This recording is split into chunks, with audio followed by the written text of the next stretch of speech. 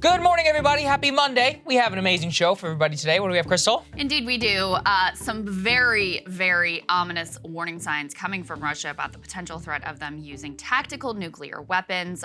Frankly, it's kind of terrifying, and I think the media has not taken it seriously, this risk whatsoever. Finally, Washington seems to be like, oh, maybe this is something we should think about. So we have a deep dive into that, into the Ukrainian response, into this administration's response, the very latest on that sabotage of the Nordstream pipeline. We're going to go into all of that. We've also got a couple of political updates for you. That congressional stock ban that they were looking at last week, I know you're going to be shocked to learn it just didn't come together, Saagar. I know weird. they really wanted to get it done, but they just couldn't get it Sad. done.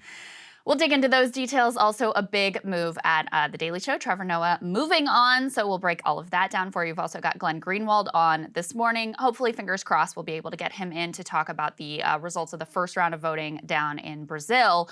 Before we get to any of that, though, our normal announcements, live show. Live show. Chicago. Let's go ahead and put it up there on the screen. We've been planning something extra special for everybody in Chicago. It's going to be a lot of fun. Go ahead and buy tickets there, and we're going to make sure that it's going to be a great time for everybody, no matter where you're seated. We've got a lot of participation and stuff that you really are going to be able to see live. So I think it will be very special. There's a link down there in the description if you want to go ahead and nab your tickets. We got hundreds of you already have signed up, so we're really, really excited. Number two. Let me just say, we're trying things that are a little bit different. Yes, at this very show. different. A lot more audience participation. It's going to be very interactive, so we're super excited. So guys, if you can, grab those tickets before they sell out. We're psyched about that show. It's going to be an experience, a live experience. Not just a show, an experience. Okay, all right. Number two, we got the discount going on right now. Let's go ahead and put that up there on the screen. Counterpoints Friday. Man, they had a fantastic show on Friday. I loved listening to it. I'm like a legit fan of that show. Yeah, it is so good. So they've just been doing such a great job, Ryan and Emily, over there, breaking some interesting news about our former employer. That was interesting to watch on our new channel. So anyway, I think they're doing a great job. If you want to support them and really just our expansion and maybe support the mission of why we started this show, you got a little bit of a taste on why exactly things like that might have been happening with our old one in terms of what happened with Katie Halper. Please, we got a link down in the description. We got the discount going on right now for annual members. 10%. I think this will be the last week that we offer it. So thank you all so much to those who have taken advantage. It means a lot to us. And putting us aside, I think what happened with Katie Halper being silenced and censored over her critique of Israel just shows you why it's so important to support independent media. Because, you know, even if you've got an outlet that sort of postures like, oh, we're anti-establishment, we're anti-censorship, et cetera,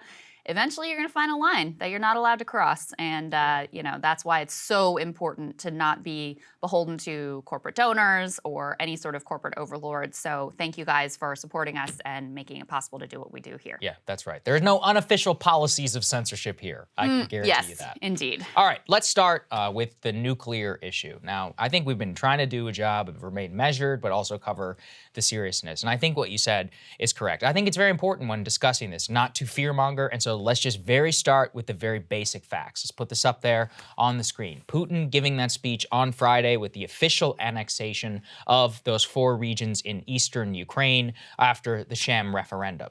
Now, beyond the speech itself and the actual referendum, the points that we wanted to zero in on were specifically what Putin was saying both about the West and about opening and continuing the nuclear saber rattling that we have not seen in this world really since the Cuban Missile Crisis. And what he says there specifically is that the last 15 minutes, Krystal, of the speech, the word Ukraine was not mentioned one time. It was all about posturing this as a united Russian struggle against the West. Obviously, that is to his domestic benefit because, you know, of the dramatically unpopular mobilization happening right there. The direct quote was, "The West has said for centuries it is bringing freedom and democracy to the world. Everything is exactly the opposite." This is a long time kind of Putinism. I remember in 2006, Bush was lecturing him about democracy, and he was like, "We do not want the type of democracy that you have given to Iraq." That was really, which, you know, fair point.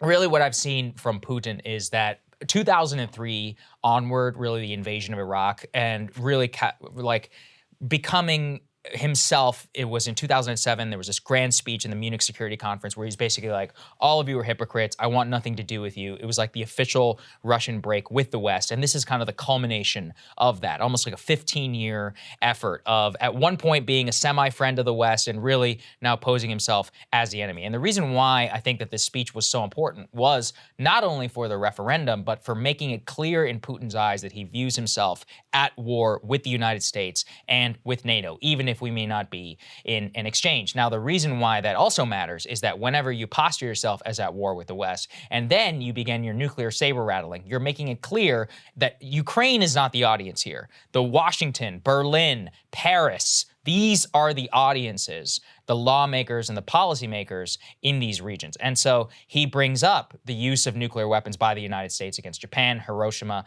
and Nagasaki, allied bombings of German cities, the Korean and the Vietnam War, kind of saying, look, you guys are the ones who created this scenario. Now we will fulfill that and the breaking of the nuclear taboo. Yes. And so, I mean, basically he's saying, pointing accurately to messed up things that the U.S. has done throughout history and then saying, effectively, that gives us justification to do the same messed up things. Two wrongs in this instance, he's trying to argue, make a right. I mean, and this is effectively what he's been, the case that he's been making since they ultimately decided to invade Ukraine. And listen, we've covered here extensively, you know, the way that the U.S. in particular, the West in general, and NATO antagonized him, made him feel like, even if it was not true, made him feel like we were sort of at war with him, like we were out to get Russia. And so that all leads to this place. Of course, none of that takes his culpability away with this illegal invasion.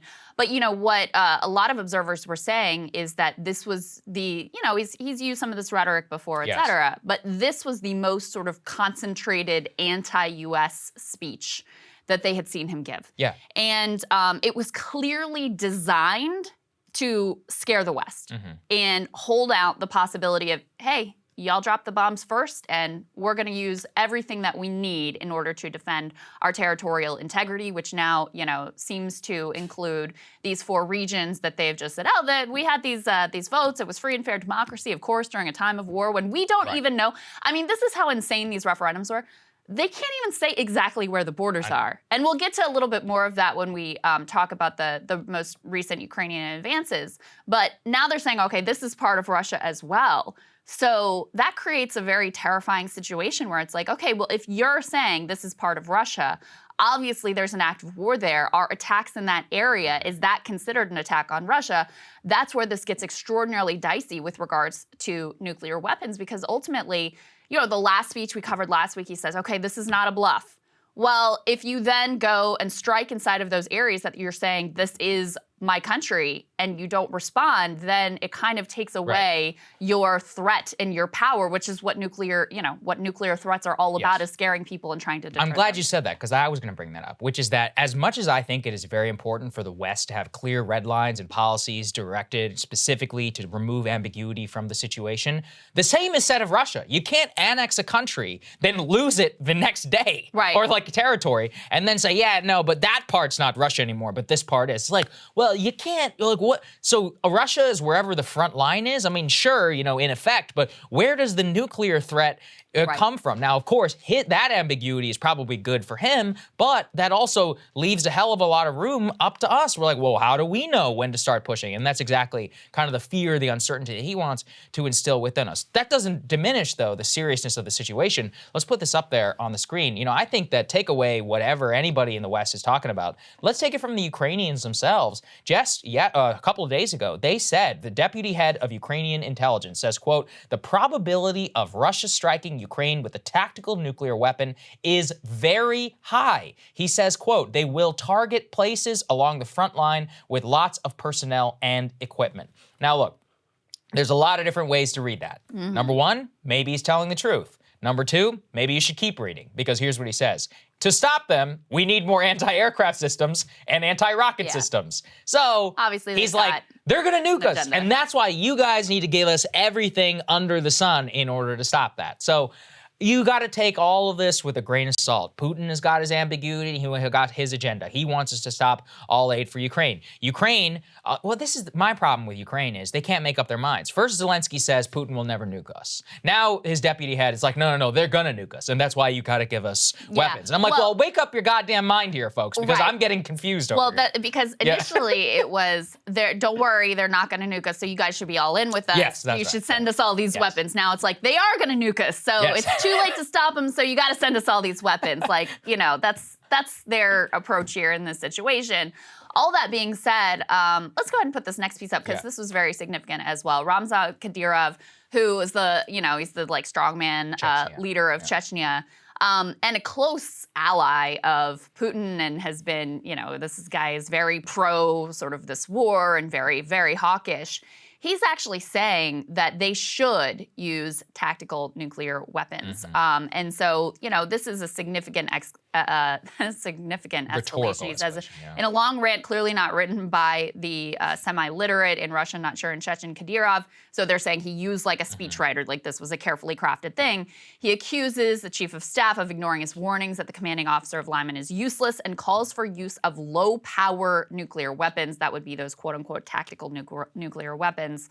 At the end, he closes by saying the whole situation would be great if it weren't so terrible. So the two things that are noteworthy there is, he is scathing in his assessment of how the military operation is going, and then also is pushing for this, incredible and terrifying escalation of potentially using nuclear weapons. And I think it's important to remember the context here, which is that the hawks have gotten their way thus far. They have been pushing Putin to do more and more and more. And this most recent mobilization and, the annexation and all of that, those are things that the hawkish wing, the most hawkish wing people like Kadyrov, have been pushing for. This is clearly where Putin feels the most pressure. Absolutely. And I can't help but feel, Krystal, that this is all controlled opposition. I know I've said it before, but if the Kremlin criminalizes and jails Alexei Navalny and all the other peaceniks and drafts them, and then you leave the only opposition left, and you're like, okay, well, and they shape the debate such that the only person you can ever give into is the criticism of the guy who has been known for over a decade as, quote, Putin's pit bull. I can't help but feel that this is all kind of controlled at the top. I'm not saying it's genuine. I think Kadyrov rightfully would feel this way. But the fact that he's allowed to say it and suffer no consequences, I think that in and of itself speaks volumes. So look, Kadyrov, he's always been this way. He's always advocated for much, stronger use of weapons, the brutal tactics that they use in Chechnya, in Ukraine. He's going after that commanding officer in Lyman. I think also setting up the tale for when that officer either dies or gets sent to prison or fired and eventually then sent to prison and died. He said he should be sent to the front lines barefoot. Right. I don't think he's going to live much longer. But of course, what we have to focus in on there is the use of, quote, low-power nuclear weapons. And I just think we need to explain this to everybody, which is that, to me, there is no such thing as a, quote, tactical nuke. And the reason why is it's a lot like gas, like when using gas. A low-grade, quote-unquote, tactical nuke is something that you could conceivably put into an artillery shell. It would only kill, 50 people, something like, I'm saying only 50 people, of course. That's like more of like a city block versus leveling the entire city. Exactly. However, the taboo that it would break would just be so grand strategic. And I gotta use these terms carefully because this is what they mean. There's different levels of warfare. So there's tactical, operational, strategic, and then depending on who you talk to, grand strategic. Grand strategic is like the conference at Yalta with Churchill and Roosevelt and Stalin, be like, this is all what we're gonna do. Operational would be like Eisenhower planning the invasion, and then tactical would literally be like the commander of D-Day and the guys who are on the ground. So that just at a very basic level. So tactical would mean a tactical quote-unquote nuke would accomplish a tactical goal, wiping out this position on the front line. But the reason that I don't think that even exists is the same debate we had in the 1950s, is anything that goes nuclear is just inherently strategic, given the stakes, the escalation ladder, and the unleashing, which is that the road between the artillery shell, which is a nuke, and the ICBM, which can kill 30 million, Those are effectively like a day away from each other. Right. And that's why this strategic, the strategic use of nuclear weapons, even in a quote unquote tactical sense, would just break everything. Yeah. And that's why we do, even if they are bluffing, even if these guys are idiots, morons, I've said this before, they could be bluffing 1,000 times, but if they aren't bluffing on the first, the tail risk of the 1,001, the tail risk is so high, they have no choice but to take every single time that they utter it seriously and analyze it, the consequences, the risks, and everything else. And I do think that there has never been a time in this conflict when the use of nuclear weapons was more likely, simply because Putin is under a lot of domestic political pressure. He is doing very poorly in terms of this war. He is increasingly desperate. And he's already doing a bunch of fairly crazy stuff. I mean, the mobilization was crazy. The referendums were kind of crazy. This is the sort of, these are the sort of grasping, desperate measures that people take when they're left with no other good options. So that's why this ultimately is so frightening. To the question of tactical nuclear weapons, I mean, there is a real ongoing debate within the community of scholars and researchers who study and analyze this stuff, whether or not such a thing is real, whether you can use this tactical nuclear weapon and avoid that chain of escalation that ultimately leads to the giant ICBM. I don't think it's possible. The very fact that there's a debate tells me there's no such thing as a tactical nuclear weapon. Can anyone guarantee that you don't end up on that escalation chain? No, they can't. That tells you that you have to treat this as the nuclear red line that it ultimately is. And so, I mean, as we're, getting more clarity on exactly how NATO would respond, how the West would respond, potentially if there's a use of a tactical nuclear weapon or some sort of a demonstration, which I think is probably less likely for reasons that, we could get into. But I think the most likely use is this sort of on the battlefield tactical nuclear weapon use. So they're saying effectively, okay, we probably respond with conventional military, so we wouldn't respond in kind, but that could include strikes inside of Russia. Okay, well then what does Russia do back? Okay, then what do we do back? I mean, that's how you can end up very easily with this conflagration that goes from what we're in now, which is sort of low-key World War III, into full-blown World War III. Yeah, I think that's right. And I'll just end this particular discussion with a quote from John F. Kennedy. Quote, "Above all, while defending our own vital interests, nuclear powers must avert those confrontations which bring an adversary to the choice of either a humiliating retreat or nuclear war." The last of our great presidents to actually have to deal with a crisis like this and who learned a lot from the Cuban Missile Crisis. So let's then go and move on to how would we respond if such a thing, the unthinkable, were to, quote, happen. And I think this is where we need to start parsing language and look at things very, very, very carefully. First of all, President Biden directly responding to Putin's speech and the nuclear threat. Let's take a listen. I want to say one more thing. I want to also speak to Mr. Putin's remarks this morning. America and its allies are not going, let me emphasize, are not going to be intimidated, by Putin and his reckless words and threats. He's not going to scare us, and he doesn't, or intimidate us. Putin's actions are a sign he's struggling. The sham referenda he carried out and this routine he put on, don't worry, it's not on there if you're looking, okay? The sham routine that he put on this morning that's showing the unity and, as people holding hands together. Well, the United States is never going to recognize this. And quite frankly, the world's not going to recognize it either. He can't seize his neighbor's territory and get away with it. It's as simple as that.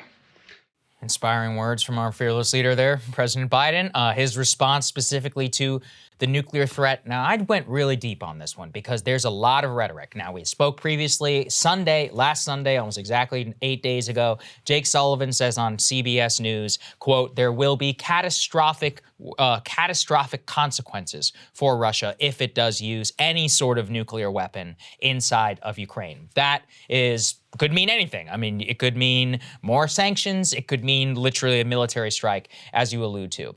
I have been reading with a lot of great interest. Let's put this one up there on the screen. The reason to take this particular article, I'm showing you guys all seriously, this is from the New York Times. It says, quote, "In Washington, Putin's nuclear threats stir, grow alarm." And the reason why is that this is a little bit of inside baseball, but the lead byline on that story is a guy named David Saagar. Now, Saagar is probably the preeminent, quote unquote, foreign policy reporter in Washington. Generals have literally been convicted for leaking the world's most secret weapons to him. He's the guy who broke stories on Iran and Mossad. And anyway, the point is that if I read something of his, what I'm taking very seriously are the background quotes, because I know that the people at the very, very, very highest level are speaking to him to kind of shape the conversation. So here's what he says, quote, "In background conversations, a range of officials suggested if Russia detonated a tactical nuclear weapon on Ukrainian soil, the options include unplugging Russia from the world economy, some kind of military response.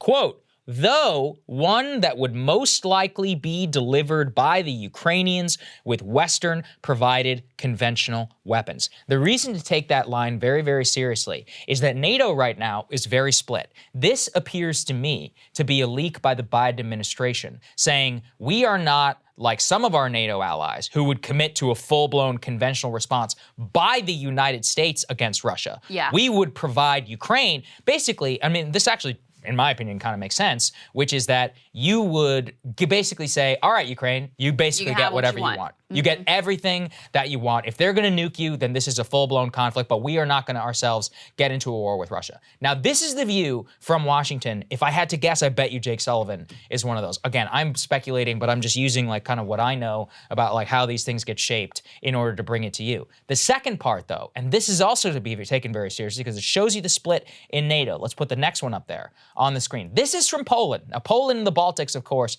are the most hawkish members of the NATO alliance. They say that if Putin were to use any sort of nuclear weapon, that there would be a conventional military strike by NATO. Again, not provided by NATO to Ukraine, by NATO against the Russians. They say they do not rule out the deployment of NATO forces on Ukrainian soil and say that Russia can be struck without NATO entering Ukraine. The Polish foreign minister, and by the way, these comments were made in Washington after a meeting with Jake Sullivan, said that they have drawn a red line on the need for a conventional military response to a Russian tactical nuclear strike on Ukraine. That's the split. Who gets their way? Nobody knows. And the reason why also that this matters is that, listen, I mean, Poland and the Baltics are NATO countries. We could have a response, and they could also have a response. But how Russia responds, still basically whoever the most hawkish member of the NATO alliance is, if whatever they do, we're all in it together because of Article 5. So if, let's say, Poland were to strike inside of Russia in response to Ukraine, I mean, I don't necessarily think they would, but it's within the realm of possibility. Well, then Washington is now at war with Russia. And do you think the reason Poland is so hawkish, and really has been from the beginning, is just because of their proximity and they feel they were a Russian slave state for hundreds of years? I mean, I've been to Poland. I went to their Tomb of the Unknown Soldier. I mean, it's literally like soldiers after soldier after soldier. And like this one was killed by the Russians in the 1850s. This one was killed by the Russians in 1910. This guy was shot in a square. I mean, they bear the scars. If anybody's ever been to Poland knows exactly what I'm talking about. But in the Baltic states too. I mean, you know, having been there, like the hate for Russia runs real deep there. And also, look, it's proximity, right? Which is that they're right there. They're former Soviet slave states. Like, I get it in terms of how I would think. They feel this as a more direct existential threat. I mean, it is an existential threat to them in a way, because to them, it's, well, also you have to think about nuclear fallout. And I'm trying to preside all sides because, as people here know, I'm not exactly a huge fan of the Baltic states. I think that they're far too hawkish. I think they could easily drag us into a war. But if trying to put myself into them, I get it, which is that you're a smaller country, you know, you're next to this great power who historically has ruled you, enslaved you. You probably have a relative who was either imprisoned or like shot by the communists or the fascists, so you have like a deep memory of war. You have this geographical proximity, a nuclear war. I mean, imagine, how would you feel if there was a nuke going off in Mexico, right? I mean, or Canada, you know, given where we are here. I would freak out too. So I understand like why and what response they would give. Of course, though, we then have to decide what response are we gonna give. So I think think it is very important here for us to present that there is clearly a split strategically in NATO. I think if I had to guess, Washington, Berlin, and Paris are probably on the side of, no, we're not going to war. Like, we got way too much to risk. Already our economies are a mess. And that's why they're floating, quote unquote, unplugging Russia from the world economy. But honestly, I don't know how much more what else can they you could do. Right. You know, at the same time, something I've been reading a lot is that the Chinese and the Indians may be a great check here, which is that if Russia nukes Ukraine in any way, even tactically, there's no way, I mean, it's possible, but I just seem very unlikely. I think at that point, China and India would face actual economic sanctions by the West if they were to continue buying Russian oil and floating the economy, which would turn Russia essentially into like a hermit kingdom like North Korea. By the way, though, from a nuclear perspective, that may not actually be a good thing. And that's why this whole thing is such a nightmare. Exactly. Yeah. I mean, there's no good response at this point. Yeah. That is a real open question of what China and India would do in that circumstance, because obviously they've been key economic lifelines for Russia at this point. And, you know, at the beginning when oil prices were extremely high, Russia was like honestly doing fine. Now the price has fallen. It's a little more difficult for them in order to finance a war machine. If you cut them off if China and India cut them off as well, then they would be in pretty dire straits in terms of the economics of this thing. The one other thing I wanted to point out that was in that New York Times article is just an interesting look at some of the Russian domestic politics and the debates that are playing out there. Dmitry Medvedev, they say a former Russian president, the hawkish vice chairman of Mr. Putin's Security Council, he laid out a thesis this past week in a post on Telegram. He says if Russia were forced to use nuclear weapons against Ukraine, it was unlikely NATO would intervene militarily because of the risk that a direct attack on Russia could lead to all-out nuclear war. Quote, overseas and European demagogues are not going to perish in a nuclear apocalypse. I hope he was right about that.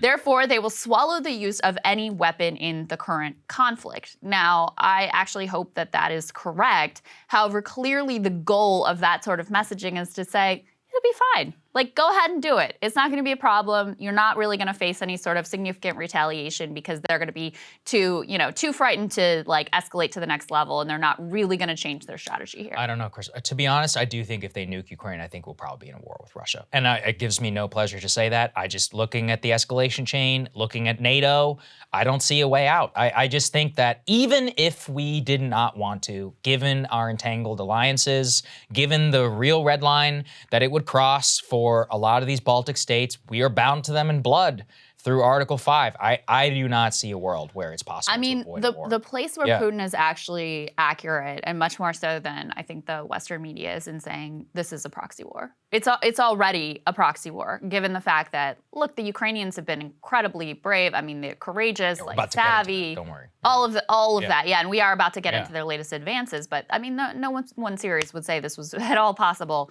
without overwhelming U.S. in particular support, weapons, training, and crucially intelligence.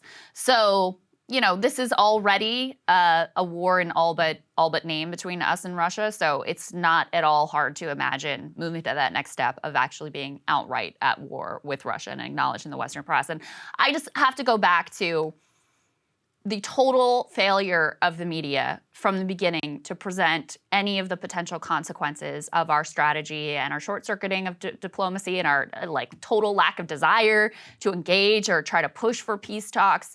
You know, none of the potential fallout and consequences, which were predictable. I mean, we're not rocket scientists here, but ending up in this place where we are right now, which is a terrifying, terrifying spot to be, this was entirely foreseeable from the beginning based on the US and UK policy. Those downside risks were never presented in the press. Never. And so I just feel like there's this massive hole in the conversation of anyone who's, you know, not saying like, oh, Russia's great and actually this is justified, et cetera, et cetera. Like, that's a crazy view. But there is no discussion of like, hey, what's in the best interest of humanity and in continuing to have this world and for the US and maybe just continuing to escalate and escalate and escalate and short-circuit diplomacy, maybe there's some cost and consequences to that. And, you know, there's polling that says that pushing for diplomacy, that is the mainstream position of the American public. That is what the US public wants to see because people aren't stupid. That's the only way this thing ends ultimately.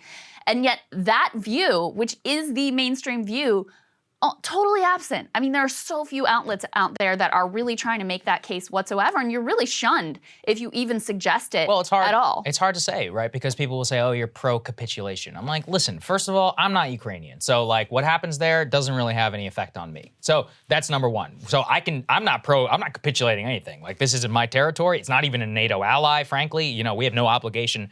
We have no obligation to do anything to them at all. It's kind of out of the goodness of our hearts that we're even doing so.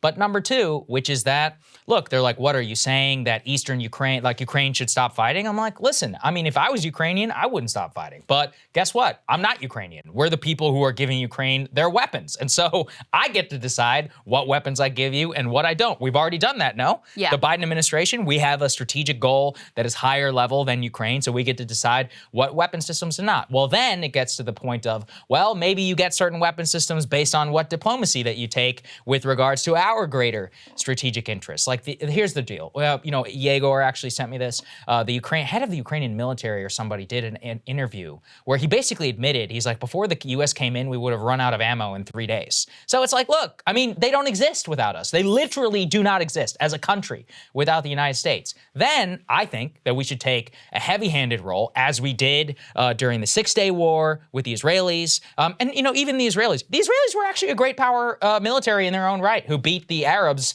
by themselves, not just with the U.S. The Ukrainians are not like that at all. They are literally only exist because of the United States. And here's the thing. Yeah. It's a posture. It's fake when Biden and co pretend like, oh, we're hands off. Right. No. Yeah. You say they should take a heavy hand. They already are taking a heavy hand. It's Well, I just guess they another want way. the appearance of, oh, it's just all the Ukrainians. No. This is going exactly the way that the U.S. wants it to go. I mean, that's why this really is, in effect, a proxy war. And if we had pressed for, you got to sit down at the negotiating table. Sorry, I know you don't want to, you know, give up Crimea or make these territorial concessions, but we're not going to World War III, and we're not giving you any more weapons if you don't sit down at the negotiating table. Let me tell you, they would be there in a heartbeat. Now, listen, is Putin a good actor? Is there any guarantee? Of course not. But you don't know unless you freaking try. And the other thing that is driving me crazy is you mentioned the idea of like, oh, this would be appeasement. Okay. You can't have it both ways, where you say, on the one hand, oh, if this came to a negotiated settlement, that would embolden Putin. You might just roll throughout Europe. And then on the other hand, be like, this is pathetic and they're getting routed. Like, those two things don't exist. It can't coexist. This has clearly not gone well for Russia. The idea that they would be eager to do something like this again somewhere else on the continent, I think, is ridiculous. This has been a total disaster. His whole regime is threatened at this point. And, you know, there's mass dissent. I don't know what the numbers are, but there's clearly hundreds of thousands of Russians that are literally fleeing the country right now. The economic situation is not good. Like, this has not gone well for Russia. So the idea that this would be appeasement and, oh, they just be emboldened to go run over whatever country next, I think that's silly. And I think it does not match up with the other rhetoric coming out of the press that, you know, their military is pathetic. They've gotten routed everywhere they've been. They're incompetent. They're, you know, not a great power military whatsoever. So you can't have both narratives at the same time. Well, I agree. I mean, and look, I get very frustrated by this type of rhetoric. They're like, well, if you let Ukraine go, then they're going to move into Poland. No, they're not. We have a nuclear obligation to Poland. We'll literally nuke Moscow on behalf of Warsaw. We don't have the same red line. We don't have a Senate-ratified treaty obligation to go to war for Ukraine. We do for all the Baltic states and for Poland. The reason that you have alliances is to actually have some level of clarity on like what you're going to defend and what you're not. And by definition, what you're not going to defend is quote unquote up for grabs, or at the very least in a gray area of what matters and what doesn't. So look, obviously this is a very long-winded, kind of criticism. Why complaint. we wanted to go deep on all of this. I think it matters. I think this stuff matters. I think the debate is missing. There is nothing that matters more than this right now. Yeah. I mean, literally nothing. And that's why I'm so frustrated, is like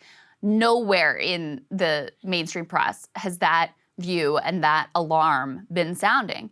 You know, in a lot of ways, after sort of the initial days, there was a lull in any sort of coverage, and certainly any of the downside risks. These military aid packages have just sailed through one after another, zero debate, zero oversight, zero debate.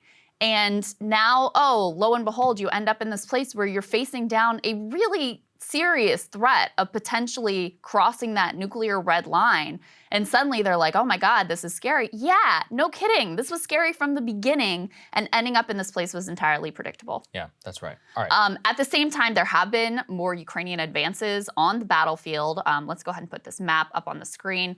You can see it's like a little animation here. You can see Ukraine's success in regaining territory since September 1st. They continue to push further east. They retook a crucial transport hub of Lyman yesterday. I don't really know how to say that. I think it's Lyman, but we'll just go with that.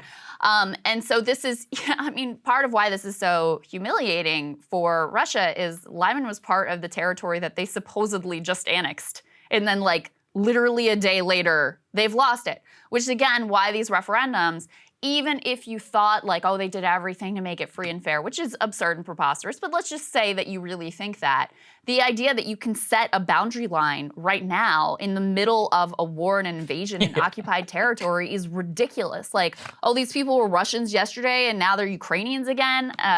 And where does your referendum stand now? And what are the recriminations? You just issued a nuclear threat that was supposed to cover all of the territory of Russia that Lyman 2 days ago, you know, supposedly was part of, and now it's lost.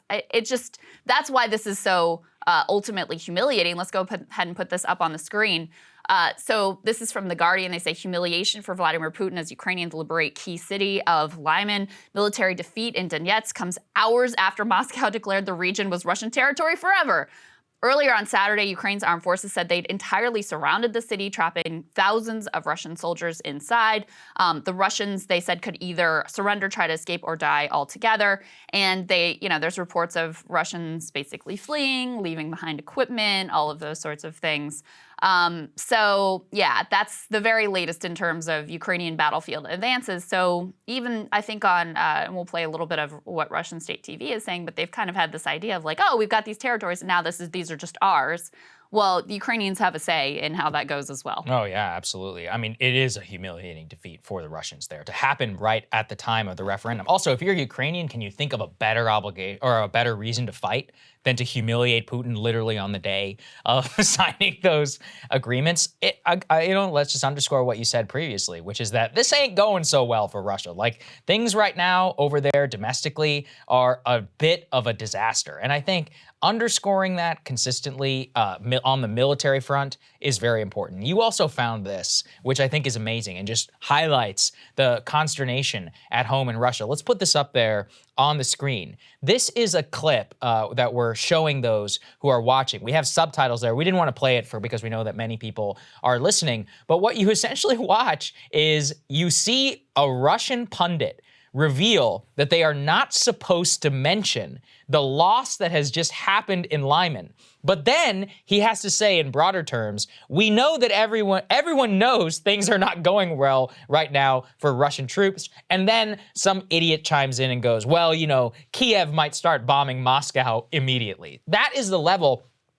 This reminds me of like Soviet times. It's like when you have something when everybody in the population knew was true, but you just weren't allowed to say it. Yeah. And he just slipped and he was like, yeah, but also everybody knows. And then some idiot immediately just shifts to the propaganda of, yeah, but Kyiv might start bombing Moscow anytime soon. I mean, they don't have the capability to do that. The point is that this loss on the battlefield in Lyman, which arguably may even be a bigger strategic victory for the Ukrainians than that previous breakthrough that they've had. If they had done this one first, we would be describing it as like just in astronomical terms as the first one. It is a concerted battlefield victories by the Ukrainians in the east and in the south. And to watch that, I think the next one there, let's put that up there, just to give people, again, and underscore that idea, like look at how much territory is moving there in the east and the south, Krystal. And all of this is happening at the exact same time that the Russians are holding these referendums, which it's like a split screen of which reality exactly do you want to believe. And that's what you see with the state TV discussion there, where the one dude is like, y'all are living in like a fairy tale land. Mm-hmm. You're imagining that these how do we even debate when you're pretending these lines are here and they're said? We don't even really know where the lines are. Right. And you're not even allowed to say that part of this territory that we were pretending was ours has now been taken back by the Ukrainians.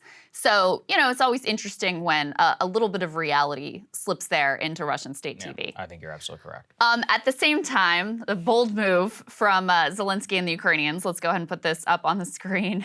They now say they're applying for NATO membership, Saagar. We are de facto allies already, Zelensky says. De facto, we have already proven compatibility with alliance standards. Ukraine is applying to confirm it de jure by an expedited procedure. Now, if you've been following this, you'll recall the fact that that NATO membership was held out to Ukraine was one of the sort of things that antagonized Putin and led to help to create the conditions for this conflict to start with. So, and then obviously the other piece of this that is crazy is if they are NATO allies, then we are obligated to go in full force on their behalf, which I don't think is anything that any of us ultimately want to see. But, that's basically what he's sort of angling for is we should be direct allies. You should be all in with us. It shouldn't be this just like supplying us from behind. You should be here defending us because we've already proven that we're good allies here. Yeah, and I know I'm not supposed to shred Churchill, the next Zelensky. His arrogance actually drives me crazy because what he says is we are already a de facto member of NATO. No, you're not. You don't just get to choose whether you're NATO or not. NATO gets to decide whether you're in NATO. And luckily, there are some people with some brains who remain in the White House. Jake Sullivan and Biden very clearly just pushing this aside whenever they're asked about it. Let's take a listen. Yeah. Ukraine is seeking accelerated membership in NATO. Is that something that's possible or something you would seriously consider? The United States has been clear for decades that we support an open door policy for NATO. Any decision on NATO membership is between the 30 allies and the countries aspiring to join. Right now, our view is that the best way for us to support Ukraine is through practical on-the-ground support in Ukraine, and that the process in Brussels should be taken up at a different time. That's a very nice way of saying no, not right now. Saying at a different time. I love that. That honestly, diplomacy pro for being like, we support Ukraine, absolutely. There's an open door policy for any nation, not just policy. He's like, but that decision will be taken up at Brussels. Right now, we're just going to focus on this, which is like kind of like a head pat and be like, that's nice, Zelensky, but it's not going to happen. I really don't know what to make of Zelensky's move because he seems to have misread this almost completely. Like, just because everybody in the West is upset about Putin's nuclear saber rattling, everyone is happy about your battlefield victories, does not mean you're getting a nuclear guarantee from the United States. Like, what are you thinking? It reminds me when he went before the Israeli Knesset and he started invoking the Holocaust, and even they were like, hey, dude, like, just so, they're like, you don't do that here. That's not the same as whether Israel is going to provide military support for Ukraine. You know what it reminded me of is at the beginning of this conflict when there were some like moronic U.S. hawks that were like, we should institute a no-fly zone. Oh yeah, remember? And right. Zelensky was really pushing hard for a no-fly zone, and thank God, at least they didn't do that. But it seems to me like he has a habit of making these sort of like maximalist requests. And then maybe the idea is you sort of like set the Overton window way out here, and then when you ask for something that still is an escalation but isn't NATO membership, then people are like, okay, I guess so, because it doesn't seem as outlandish as like NATO membership or the no-fly zone ultimately was. I don't know. That's kind of my reading of him throwing this out here. He also said, let's put this up because this was noteworthy, about his desire to enter into peace talks. He says Ukraine is ready to hold negotiations with Russia, but only with a new Russian president. So basically saying, no way are we going to sit down at the negotiating table as long as Vladimir Putin is in power. Can't blame him for having that position whatsoever. But as we said a lot before ultimately, they do not get to this place in the war without U.S. arms, without U.S. training, without U.S. intelligence. And so the fact that, the Ukrainian war has gone on so long without any sort of like diplomatic negotiations in months and months and months, this is in part because of the U.S. and the U.K. posture that we wanted this war to ultimately continue. So that's nice that that's his position, but we should have a say in this as well. Yeah, I mean, I just, with this, be careful what you wish for. In World War I, everybody's like, oh, we'll never negotiate, and all that. And then Lenin came into power, and everyone was like, oh my God. So, I mean, I don't mean necessarily about the Allies. About his adversaries, but like their allies. They're like, we're united front, all of this. And then Lenin comes into power, and he's like, actually, screw all. The point is that you have no idea. I mean, what have we learned from Russian revolutions in the middle of a war? Who knows how the hell it all turns out? Coming next. Yeah, you genuinely have no idea. Like everybody was like, oh, it's great, democracy. democracy is coming to Moscow. 8 months later, we're living in a Bolshevik revolution and a massive civil war and actually, arguably, a major strategic disaster for the Allies. You never know.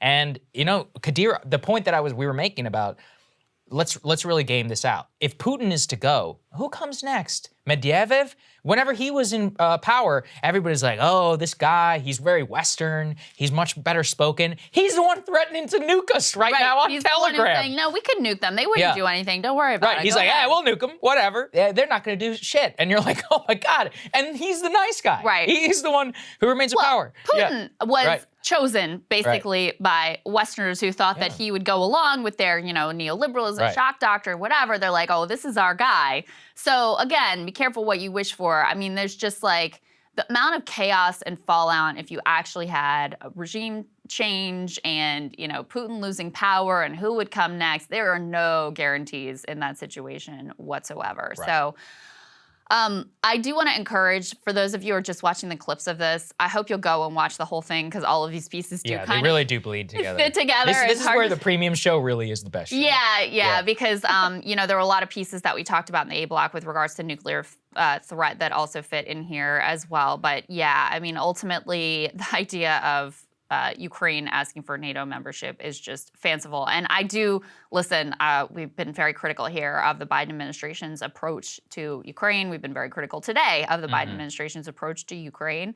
But there are people who I would be much more terrified of being in there as president of the United States. Like if Kamala Harris, do you think that she would resist? No, we'd be in a war. We'll be in a war, 100%. We'd be there already. And so it's like so terrifying that all of these decisions are hinging on like the continued beating of a 80-year-old heart right now because, as poor of a position as they have gotten us into, which they have, and, you know, massive, massive failures there all around, it actually could be a lot worse and even more terrifying of a place that we could be in right now. One redeeming quality of having an 80-year-old in charge is he's at least old enough to actually have lived through, as a sentient adult, the Cuban Missile Crisis. I think that's right. And I think that's probably worth something because people who are Gen X and above just they either didn't live through it or they just don't remember it. It's not real to them. It's just not real. You know, they haven't lived with this threat. I mean, we haven't lived with this threat. This is all very new to us, but yeah, I think that is one of the, you know, this is why I'm opposed to the age limits that people float here, because there are advantages of people who have been around the block. Because the other thing with Biden is I think he's not as easily like coerced and snowed by the generals as certainly as Obama was or as Trump was. That's true. And again, this is all, you know, in the context of the overwhelming overall criticism of this administration, but better than some other people who could be in there. Hillary Clinton at the helm right now, God save us. Yeah. Miss No-Fly Zone herself. Yes. Okay, let's go ahead and talk about Nordstream. So obviously, that was also the major news that happened last week. Let's go ahead and put this up there on the screen. In the middle of the speech that Jake Sullivan was giving there about NATO membership and more, he also touched on specifically U.S. allegations around the Nord Stream pipeline. Let's take a listen. Thanks, Jake. In his speech this morning, the president called the Nord Stream pipeline attacks quote, a deliberate act of sabotage. And he said now the Russians are pumping out misinformation and lies about it. Should we take that to mean that the U.S. now believes that Russia was likely responsible for this act of sabotage? Well, first, Russia has done what it frequently does when it is responsible for something, which is make accusations that it was really someone else who did it. We've seen this repeatedly over time.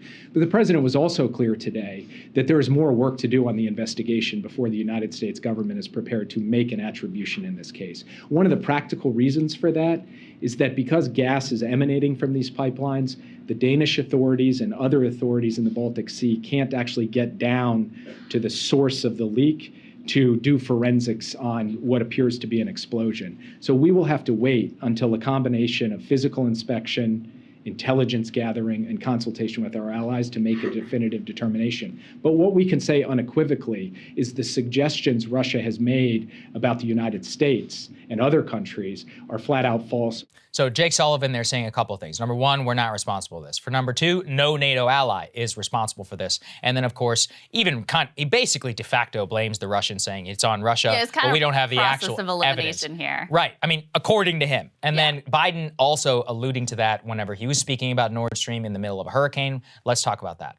I thank you all very much. You also asked me earlier about the pipeline.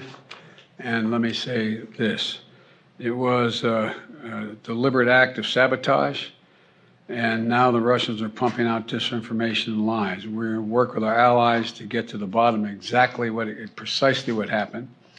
And at my direction, I've already begun to help our allies enhance the protection of this critical infrastructure. And at the appropriate moment, when things calm down, we're going to be sending divers down to find out exactly what happened. We don't know that yet, exactly. So 2 denials there, both at the presidential level and by the national security advisor. No surprise, Putin, unprompted actually, brought this up during his annexation speech. Let's put that up there on the screen. He says it was the West that blew up the pipeline as Europe steps up its vigilance. Russian President Vladimir Putin said the U.S. and its allies blew up the Nordstream pipeline, and saying that he was, quote, raising the temperature about Europe and its energy security. He says, quote, the sanctions were not enough for the Anglo-Saxons. They moved on to sabotage. It is hard to believe, but it is a fact that they organized the blasts on the Nord Stream international gas pipeline. So you've got fingers getting pointed at everybody. Look, we have no idea. Obviously, there would probably, frankly, we'll probably never know, given the accusations, and nobody will ever accept each other's evidence. I mean, if the U.S. intelligence comes out and it's like, it was Russia, right, we're not really going to be too confident. And who knows? About that. Yeah, exactly. Like, who knows? I will say the oddest part of this whole thing, I cannot get over it. Let's put this up there on the screen, is Radek Sikorski. I pointed him out in my monologue on this, that member of the EU Parliament, the former Minister of Foreign Affairs for the European Union, and the wife of Anne Applebaum, one of the biggest warmongers here in the U.S. press. He originally thanked the United States for blowing up the Nord Stream pipeline, but then he went ahead and deleted that tweet. So, look, extremely odd. He left it up for a couple of days, then took it down. Who knows what exactly he was alluding to? I know there's there's probably a lot of currency right now and be like, oh, absolutely was America. I mean, really all they can point to is that, and then they point to that one comment by Joe Biden in a press conference when he was like, we're going to end the Nord Stream pipeline. He's like, well, what about? He's like, what are you? He's like, don't worry, like we're going to end it.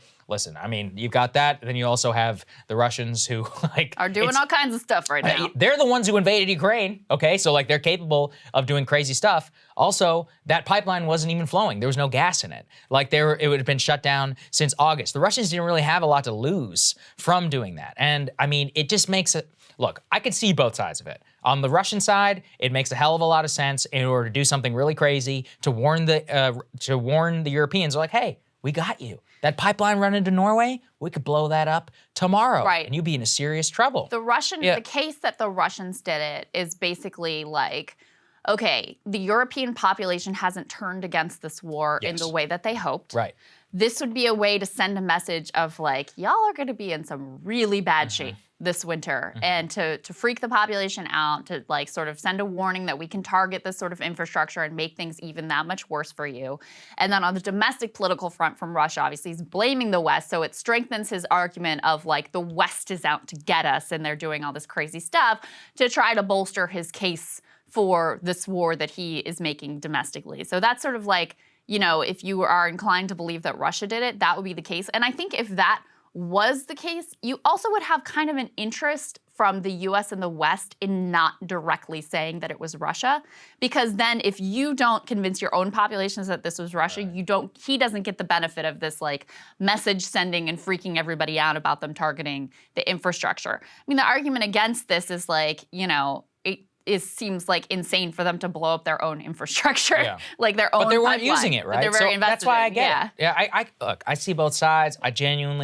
I have no idea. As we said, in terms of the quote-unquote evidence, let's put this up there. Denmark and Sweden submitted a joint report to the to the United Nations. They say that there were hundreds of pounds of TNT which were used to damage the Nord Stream pipeline. They have some Richter evidence in terms of the explosion, the magnitudes that they were used, that they have in sort of undersea detection, and intel sources say that they believe 500 kilograms of TNT were used in 4 separate places, containing the same force as a heavy aircraft bomb. So that's what they claim. Look, we genuinely have no idea. The head of Gazprom, the Russian state energy giant, they say, this is absolutely ridiculous. Like, we would never do this. Maybe they didn't even know about it if it was done. That's what, we can't rule out anything. So I think that's just where we have to put it.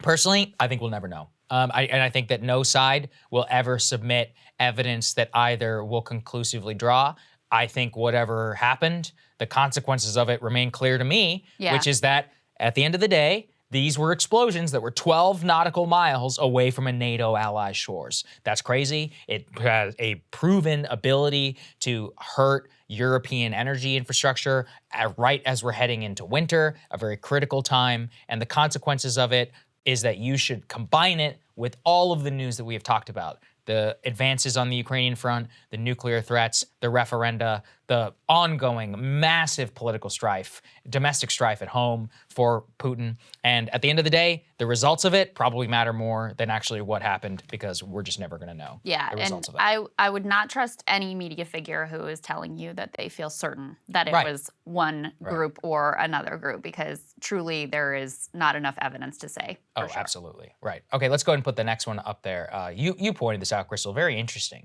In the context of all of this, from a diplomatic point of view, the Venezuelans are swapping 7 Americans for some of Maduro's relatives. And all of this these are actually 5 oil executives who've been held there for over 5 years, are all in the context about taking off some adjoining sanctions, Krystal, and freeing up the ability to exchange and to buy oil from Venezuela, which is a very, very important development, something that, frankly, the Biden administration should have done from day one. We know that they had ongoing negotiations with Caracas, but they were, in that search for global oil, some U.S. officials were dispatched to the Maduro regime, and, it probably hurts that we don't recognize the Maduro regime whenever we're negotiating, but clearly have gotten to a point where we can have the prisoner swap and at least get some oil flowing, which, definitely would help. Caution, as I've said, Venezuelan oil, as I understand it, requires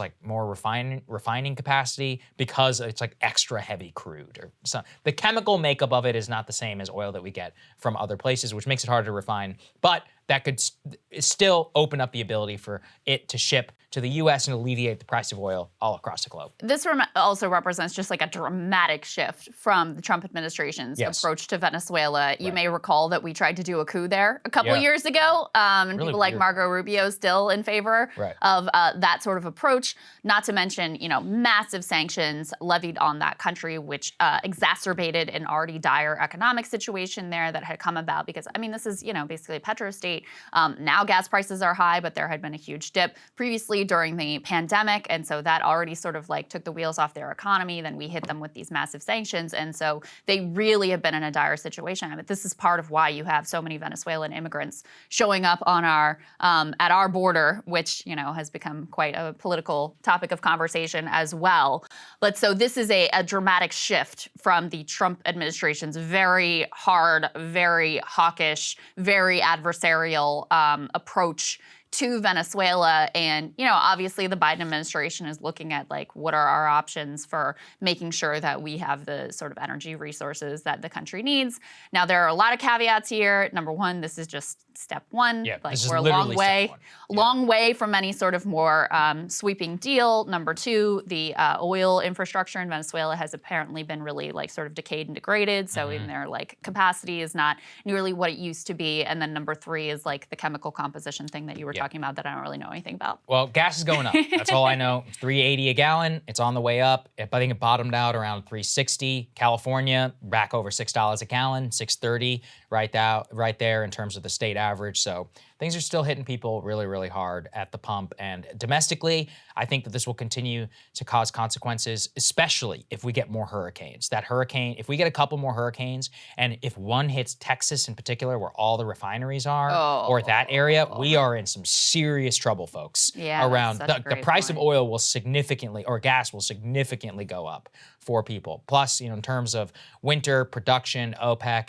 all eyes, ships are not yet crossing. OPEC is planning to cut production significantly. Right. They're planning to cut their production. So the supply problems that we've had are going to exacerbate, and you should not rule out $4 a gallon or more in the near future, and possibly $5, like I said, if we have another natural disaster. Just a warning there to everybody. Okay, let's turn to domestic politics, because this is something we have been tracking really closely. Let's go ahead and put this piece up on the screen. So that congressional stock trading ban that supposedly Nancy Pelosi was trying to get through last week fell apart. And The Intercept has some great reporting here, arguing that House Democratic leadership designed that stock trading ban to fail. That is according to some of the negotiators who were involved. You know, we have been covering this extensively from the beginning. We covered it extensively last week. Basically, what happened is you had a bipartisan effort. There were a bunch of different versions of this bill, but there was the most serious effort happening with Abigail Spanberger, was the Democrat in the House. I think that Elizabeth Warren was involved in the Senate. There was a lot of negotiating with the Republicans. You had a sort of consensus around some of the key provisions. They were pretty close to the finish line in ironing out these details. And then House leadership comes in over the top with this totally different bill at the last minute. And there were a couple of provisions in there that negotiators are saying, basically, they put these in to make it fail. Some of these actually made the bill stronger. Like, for example, it was expansive. It applied not just to the legislative branch, but also to the executive branch and also to the judicial branch. That apparently was like a poison pill for Republicans in the Senate. Now, that sort of sucks because you should have it apply to all those groups. But that was one way that they altered the bill to try to design it to fail. The other way was to make it much weaker. And we talked a lot about that last week with these like qualified blind trusts, that they basically created this gigantic loophole where those qualified blind trusts could basically mean anything. And it was just a way of totally undercutting this entire bill. So you both made it weaker and you made it more expansive, with a predictable result that ultimately, with this being ushered through at the last minute, it falls apart. Abigail Spanberger, let's go ahead and put this up on the screen, who was, as I mentioned, very involved in this and who I have all sorts of other issues with, but on this issue, she has been pretty good. She was scathing in her analysis and directly pointed the finger at Pelosi and House leadership. She says this moment marks a failure of House leadership. This moment is yet another example of why I believe the Democratic Party needs new leaders in the halls of Capitol Hill, as I have long made known. She goes on to say, rather than bring members of Congress together who are passionate about this issue, House leadership chose to ignore these voices, push them aside, look for new ways they could string the media and the public along and evade public criticism. So what she's saying there is basically like, they wanted the appearance like they were trying on this, but making sure that ultimately it didn't pass. Then she goes on to lay that out more directly. She says, as part of their diversionary tactics, the House Administration Committee was tasked with creating a new bill and ultimately introduced a kitchen sink package that they knew would fail, with only days until the end of the legislative session and no time to fix it. The package released earlier this week was designed to fail. It was written to create confusion surrounding reform efforts and complicate a straightforward reform priority while creating the appearance that leadership wanted to act. And she concludes by saying, in the months ahead, I will be dogged in my efforts to ban members of Congress from using the privilege of their position to profit. I look forward to working with my Democratic and Republican colleagues to get these reforms done. So that from a Democratic member pointing the finger at Pelosi. Hoyer has been another one who has been a longtime opponent of any of these sorts of reforms, to say, y'all wanted the media to be convinced that you cared about this, but in reality, you did everything to make sure this did not come to pass. Yeah, and it's odd about Mr. Hoyer, because he's actually not personally that wealthy, which is what makes me even more skeptical about why he would fight for all of this. Like, it's not like he has all that much money. You know, apparently his net worth is like 300th in the House. He's got like a net worth of like $76,000. Well, he's got to better himself, Saagar. That's what I'm saying. So it's these guys who are the ones who are like, oh, hold on a second. We're not going to take some strategic advantage away. I haven't cashed in yet. Yeah, like I mean, he's like 80 years old, but I guess he's protecting it. He's probably protecting his kids and his family, if I had to guess. True. So that's always the issue, and why we need to remove any appearance of corruption, whether it's corrupt or not. As I said, my personal position is that you're guilty and proven innocent whenever you're actively trading securities as a member of Congress. I agree. You need to remove that.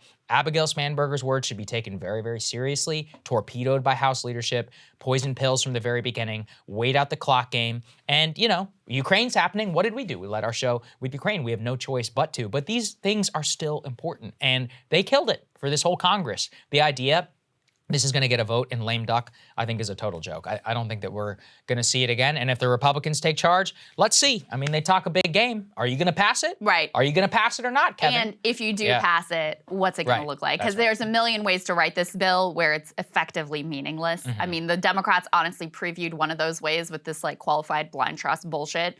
Like they could pick right up on that. And but there are a bunch of ways you could do this. Where or leave the totally judiciary. Toothless. They shouldn't leave the judiciary. Why should the judges be allowed to trade stocks? Oh, That's I mean, nuts.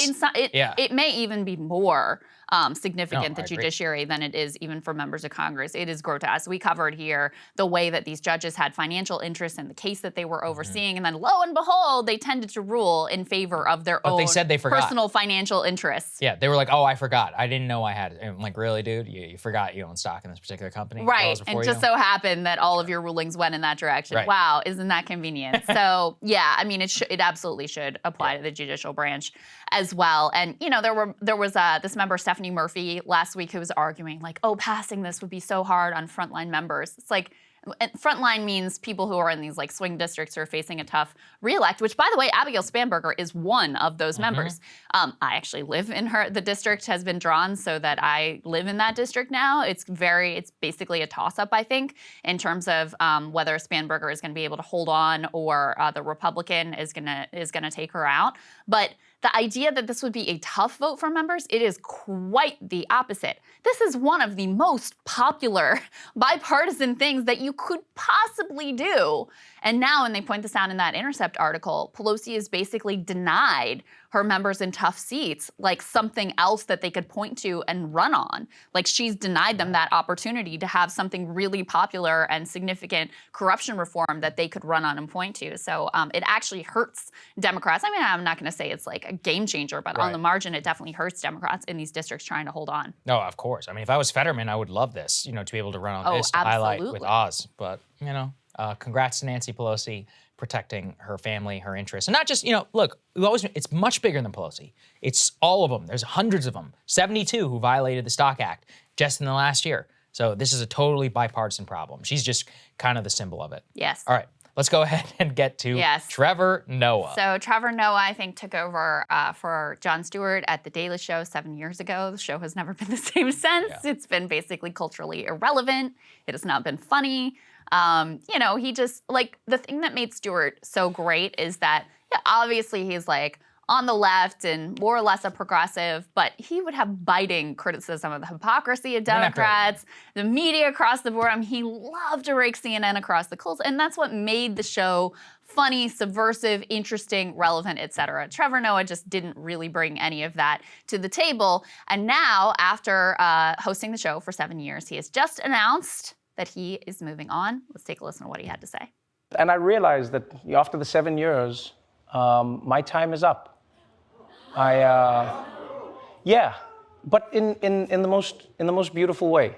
Honestly, I've loved hosting this show. It's been one of my greatest challenges. It's been one of my greatest joys. I've loved trying to figure out how to make people laugh, even when the stories are particularly shitty on the worst days. You know, we've laughed together, we've cried together. But after 7 years, I feel like it's time. Yeah, I mean, Comedy Central I agree, it's time. It's long past time. Yeah. Says, we are grateful to Trevor for our amazing partnership over the past 7 years. With no timetable for his departure, we're working together on next steps. As we look ahead, we're excited for the next chapter in the 25-plus year history of The Daily Show as it continues to redefine culture through sharp and hilarious social commentary, helping audiences make sense of the world around them. It seems like they were a little bit surprised. Like, it doesn't seem like he was forced out. Mm-hmm. It seems like this was his affirmative decision to move on and do something else. So, nobody knows. I mean, I think we should just take it in the context of late night TV just doesn't matter anymore. I mean, who is actually First of all, I'm asleep for hours by 11 p.m. But like, how many people are sitting at their television who are like, I gotta tune in to watch Trevor Noah's take? I mean, I don't even know when it airs. How many people didn't have cable? I mean, we've seen a 10% reduction over just the last year. This is the same case for Seth Meyers, for Jimmy Kimmel, and who's that other guy who's leaving? The fat one? I forget it. James Corden. Yeah, that guy. But you know, even him. Let's take him. Was his show popular, or were his clips on YouTube popular? Mm-hmm. What made him famous in America? I would say, I think that his He's like the one that singing did the bits. Car he does those, the car karaoke or whatever. That's, to me, the reason he's famous is not because of a show. It's because he has a show which happens to get posted on YouTube. So what's the point? I mean, even Noah, Saturday Night Live is another good one. How many people are tuning into Saturday Night Live and then watching whichever sketches that they happen to put out on YouTube, on Twitter, on Instagram, or elsewhere? So the issue is that you can't monetize the part where you actually get famous nearly at the same rate that you can monetize like ads directly on the platform that you own. And you and I do this show. We have a decent amount of people who work on it, like 10 total, right? They have like 30 people who are working on this one thing, and they do less content than you and I do. They do one show a day, and they have like 30-something people, and then less people watch it. It's like, this is craziness. Like, well, something has to give on the balance sheet. That's all true. Right? Yeah, the business model has changed, so it no longer makes as much sense. Right. And then the other piece, I think, is that, like, there was all this speculation at the beginning of the Trump era that this would be great for comedians because it's so absurd and such a buffoon and all that stuff. And it was totally the opposite. Like, all these people who are more like liberal on the liberal side, which is, you know, all of these late night hosts. And they all became the same. There was such like moral sanctimony that creeped into the comedy that it just wasn't funny. I mean, the perfect example of this is like on SNL, them singing Hallelujah when Trump wins, right? I mean, and so it became, first of all, reality became so absurd that they struggled to, like, you know, be even more absurd with their comedy. And then there was this total unwillingness to poke fun at, you know, not the Republicans. And it just made it really predictable and felt like moral preening and felt kind of cringe. And Samantha Bee, you know, her show just ended as well. Like, it all just, it didn't make comedy good. It sort of broke liberal comedy in particular. The genius of Stewart was that in the media environment of 2006, whenever it was not only encouraged but good, as Keith Olbermann showed us, to eviscerate the Bush administration, is you had to also go after the opponents of Bush, the mainstream media, and more. And by keeping that in the Obama administration, going after the Obama administration, and always having like dual victims, he made it known that he was at least beyond his personal politics, like would always make fun of absurdity wherever it fell. Comedy is funny when it says the things that you're not supposed to say. It's got to be a little rebellious. Yes. And during the Bush era, like, it's easy to forget society and all of mainstream media, like, they were all pushing for this war. They were all backing up Bush. And so when you had these few voices that were willing to point out the absurdity of it, whether it was a Keith Olbermann with like the screeds he would do, or whether it was a Jon Stewart where he would lampoon them. Colbert. Phenomenal in that era. Phenomenal. And so it was funny because it was rebellious, because it was saying something that was edgy and that you weren't really supposed to say.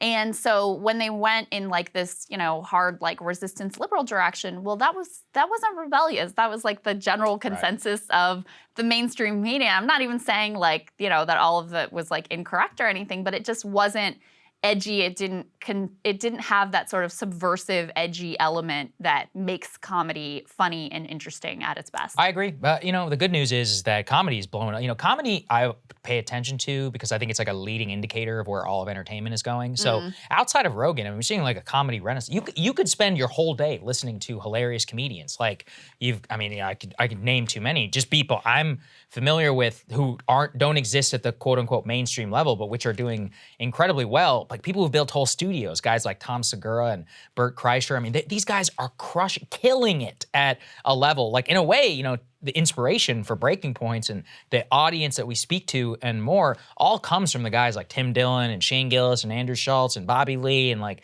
Santino and Rogan and the whole sphere that he created on YouTube, like made it possible that we could know, like the concept is proven that we can like move into it. So anyway, I pay very close attention, I think, to that because I think the death of late night is the precursor to the eventual death of news, or at least I very, very much hope so. So I'm glad we got in on the ground floor, Krystal, of that revolution. Indeed. All right, Saagar, what are you looking at? Well, a dark anniversary in America passed over the weekend, one that almost nobody in media really noticed. September 29th, 2008. The largest drop in the history of the U.S. stock market as Lehman Brothers failed, AIG was being rescued, and as Congress failed to pass the initial bank bailout bill. To underscore how crazy it was at the time for our audience, who may be too young to remember, here's a small taste. Let's talk about the speed with which we are watching this market deteriorate. We're red everywhere, essentially, down by 4-5%. We're down over 16%. Dow at the same time has fallen about 18%.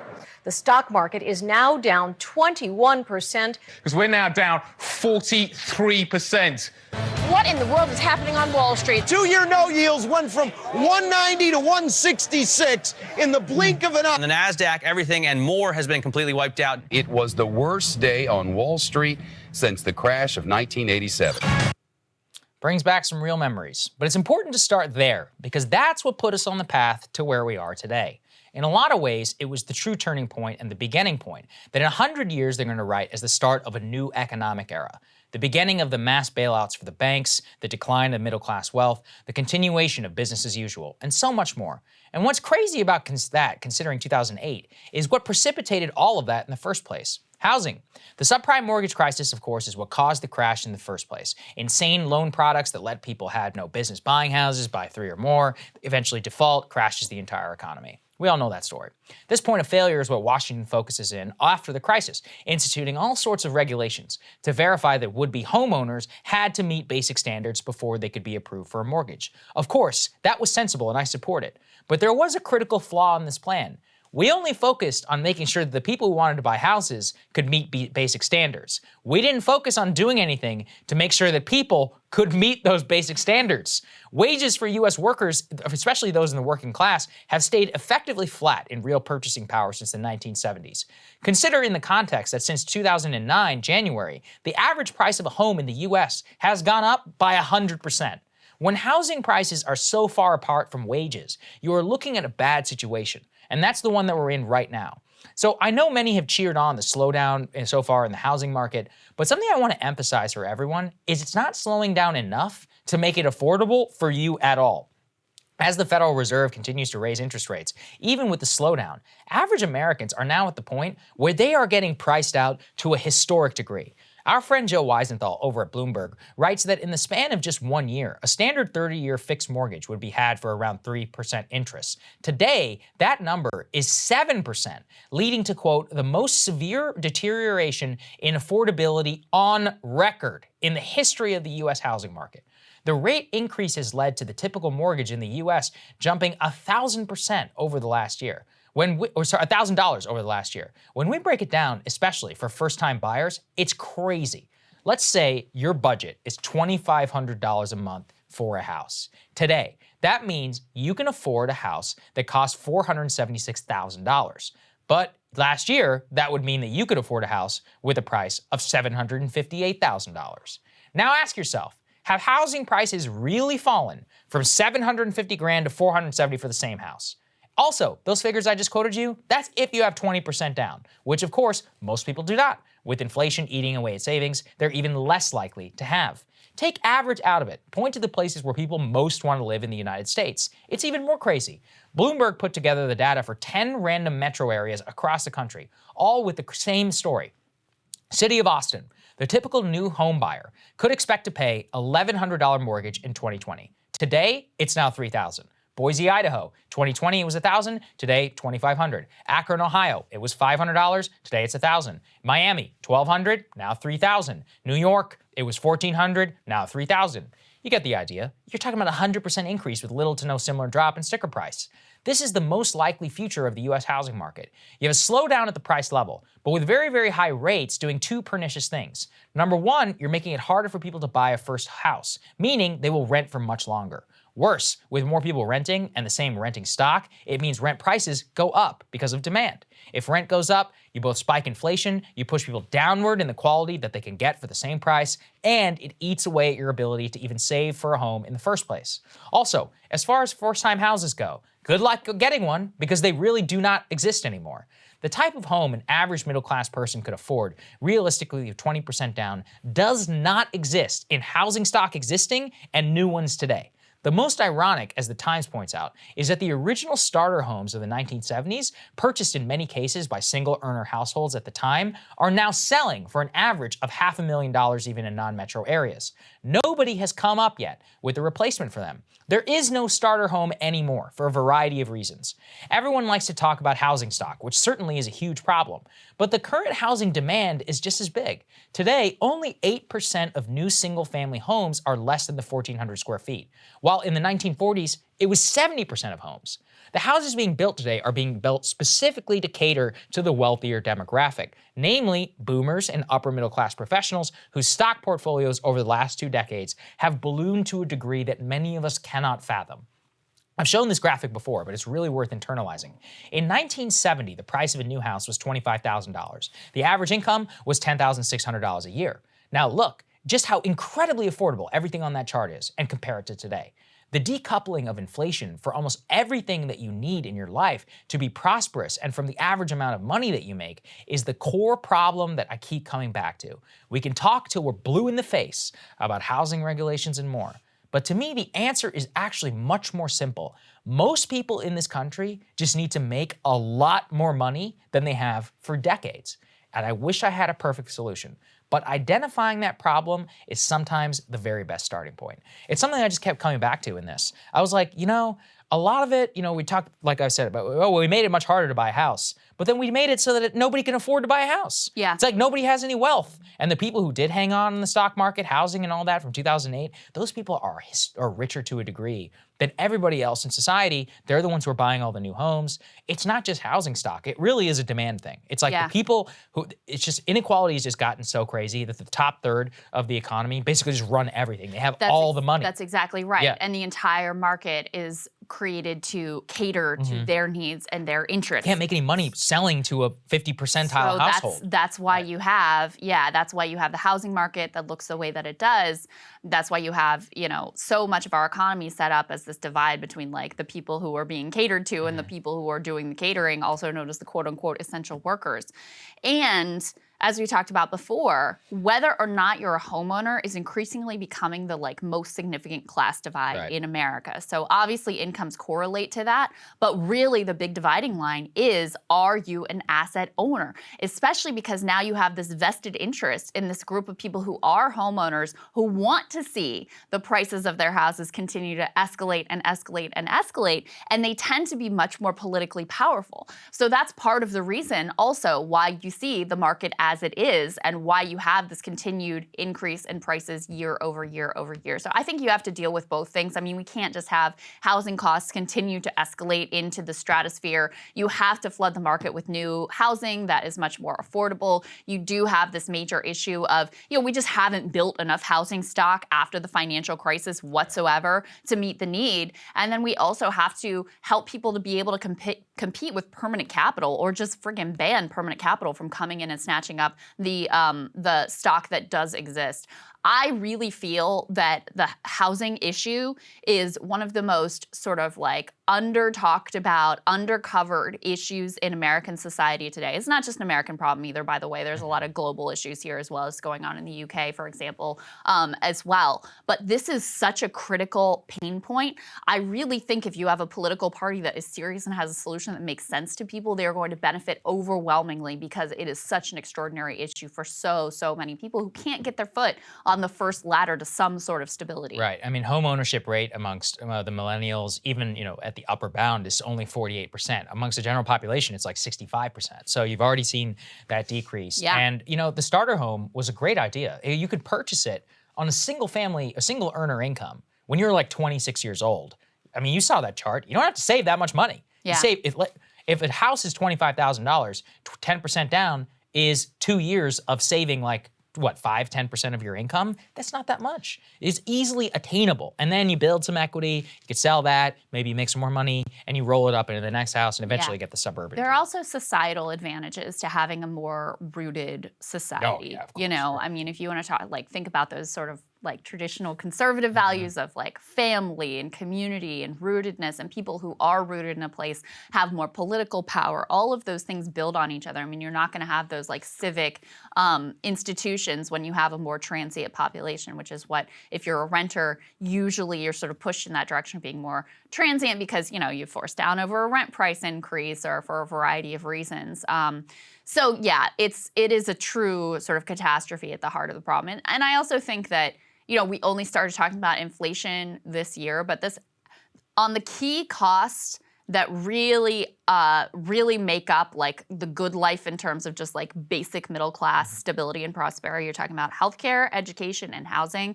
Those costs have been skyrocketing for generations. And that's part of why you feel so many people feel such a pinch. It's part of why you see low savings rates, part of why you see high, you know, credit card debt rates, all of those things, and very little focus from politicians on how to deal with it. Krystal, what are you taking a look at? Well, the budget details of new UK Prime Minister Liz Truss's mini budget are almost comical in their reverse Robin Hood absurdity. So we're talking about eliminating the top tax bracket for individuals altogether and a huge giveaway to the richest citizens, and even going so far as to ditch the cap on banker bonuses. I can practically hear the pitchfork sharpening from here. It is such a caricature, it would actually almost be funny, a Thatcher-Reagan fever dream, if the results were not instantly so catastrophic. In fact, the backlash was so severe that as of this morning, Truss was forced to backtrack, ditching the centerpiece of that program, those tax cuts for the rich, in order to diffuse a rebellion from within her own party. I think it's important to break this all down, though, because the whole episode is truly the most thorough indictment of trickle-down neoliberal economics that I have ever seen. And so it's really worth spending some time digging into exactly what happened. So the fallout here was immediate. Once that mini budget with the huge giveaways to the rich was announced, the market for UK government bonds, those are called gilts, immediately freaked out, massively raising the cost of borrowing for the government and for many other corporations and individuals as well. That's what you can see here in this chart. Yields on 10-year government bonds spiked 130 basis points in 4 days, 275 basis points over 7 weeks. That is an insane jump, and it triggered then a whole series of follow-on events as well. Most notably, pension funds started to collapse. Now, in the UK, so-called defined benefit pension funds, where you're guaranteed a certain payout upon retirement, those are still pretty common there, even though they are not common here anymore. And many of these pension funds had employed an investment strategy which was supposedly more conservative and relatively low risk, called liability-driven investment. Now, I'm not going to bore you with the details, but basically, these funds were really dependent on those UK government bonds maintaining some basic level of sanity. When the wheels came off, they were totally screwed, forced into having to sell off other assets in order to make margin calls on that government debt. And once these large funds have to start fire selling everything, you can easily imagine a huge contagion that infects basically every sector of the economy. At the same time, this instant massive interest rate hike was a terrifying prospect for homeowners and those who were just about to buy a home. Now, the UK mortgage market is a little bit different from ours. Here, typically, once you lock in a mortgage rate, you got it set for the length of your 30-year fixed rate mortgage. In the UK, about a third of homeowners are set to have their rates reset in just 2 years' time. According to an analyst cited by Bloomberg, 1.4 million borrowers will have their rates reset within the year. They watched with horror as rates spiked, and along with them, their future mortgage payments in a nation already struggling mightily with housing affordability. But it was most immediately brutal for those who were just on the cusp of buying, as the market chaos caused banks to actually pull a bunch of their mortgage products off of the market while they waited for conditions to settle down. The potential for outright collapse, it was actually so pronounced that the Bank of England, that's the UK's central bank, they were forced into action. Now, the UK has also been suffering with high inflation, actually higher than ours, and huge energy price spikes, much more severe than what we are dealing with here. So to try to combat it, like our central bank, theirs has been hiking rates in an effort to get that inflation under control. But faced with Liz Truss's economic calamity, they were forced into immediate action in the opposite direction, buying up those government gilts in order to prevent total collapse. According to an economics professor who was quoted by the New York Times, quote, "The bank has had to reverse course on its objectives practically overnight. It looks like the bank is being forced to clean up the adverse consequences of the UK Treasury's actions. At the same time, that's not all. The British pound also crashed to its lowest level against the dollar. Here's what that looks like. Good news if you're an American, I guess, looking to travel to London, since prices just got instantly a lot cheaper for us. Disastrous news if you're living in the UK and already suffering with that high inflation. When the pound is weak, it means that it will cost more to purchase all imported goods, further exacerbating an already bad situation. Now, in fairness, the dollar has strengthened against basically every currency because of our own central bank's policy. Basically, we are exporting our inflation around the world. But the size of the fall for the pound was triggered by this disastrous budget, giving away the store to the rich. Now, this whole confluence of events also created an immediate political crisis for the brand new Prime Minister, Liz Truss, and the Conservative Party writ large. Not only has the budget been an utter disaster, but she has been wooden and completely lacking in empathy in her response, offering ridiculous excuses like this is all somehow Vladimir Putin's fault. Here's how she defended herself in a local BBC radio station interview. I and the Chancellor have taken decisive action to deal with that. From this weekend, the energy bill price guarantee comes in, so people will be facing no more than £2,500 for a typical energy bill. We've also taken action to reduce our tax burden and spur Prime Minister, with respect, that is the same scripted answer you've given to every BBC local radio station this morning. You've got the Bank of England stepping in now to try and clean up a mess a government has caused. That has never happened. We have a very, very difficult economic global situation because of the war that Vladimir Putin has perpetrated in Ukraine. And countries are under pressure around the world. This isn't Putin. This isn't just about Putin. I mean, your Chancellor on Friday opened up the stable door and spooked the horses so much you can almost see the economy being dragged behind them. Blaming Putin, pretty incredible there. And sure enough, the economic collapse was matched with a polling collapse. The center-left Labour Party surged to its largest lead in 20 years as voters reckon with the astonishing mess made by Liz Truss and the Conservatives. A YouGov poll pegged Labour at a 33-point lead over the Conservatives. Now, that shouldn't be a surprise. The policies in this budget are truly radical, wildly out of step with where the UK public is, especially at this moment. The movement is enough that some analysts are seeing a complete reversal of the political realignment, which had seen more working-class voters move into the Conservative Party, specifically over Brexit.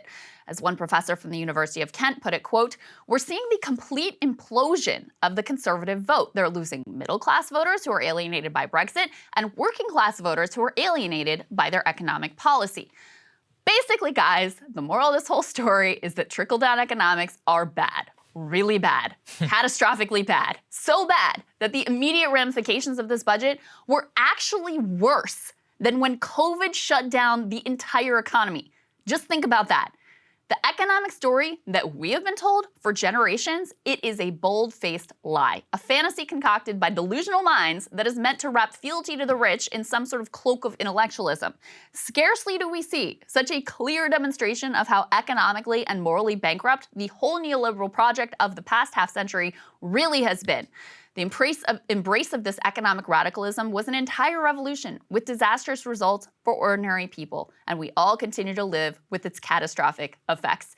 And it was so, I mean, she's a true ideologue on this stuff. Like, they were all in on this, and as I played in that interview, like, she was hardline. No, you're gonna see the results, it's gonna result in growth, they're gonna, you know, young people are ultimately gonna love it, all this stuff, and then it was so bad for her, she was really failing with it. It was probably gonna be rejected by her own party. She had to reverse which is course. So crazy. I mean, I was kind of wishing that was going to happen because I really want her government to fall and I can't stand her.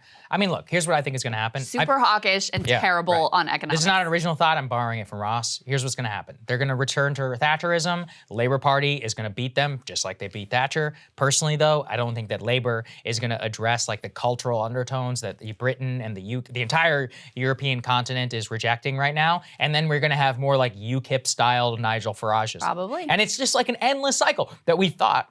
That's why, you know, look, I hate to say it, but I was kind of excited about Theresa May. A lot of people don't remember this. She ran on a whole new type of like conservatism over there. It was called like reform conservatism. It's kind of like it was like understanding Brexit, solving the problems. Boris kind of took it to its logical conclusion after she screwed up Brexit and calling that special election. He won that historic victory amongst all his voters. But then what happens? Both Ukraine and continuing tax cuts, and his legacy is then Liz Truss actually beating him, promising tax tax cuts to more of the Conservative Party members. So the kind of the lesson of Brexit has been totally forgotten, and we're just going to replay this whole story all over again. So in a lot of ways, I think it's just like the U.S. It's like Biden is the Liz Truss, you know? And it's like, and then we're just going to go right back to whatever started in the first place. I don't know that I would equate. They're not exactly the same. Biden has not done his big tax cuts for the rich. This is more equivalent to like what Trump did with his Paul Ryan tax cuts and totally undercut his presentation in 2016, like, oh, I'm the guy who's going to champion the working class and I'm going to change this like Reaganomics that has dominated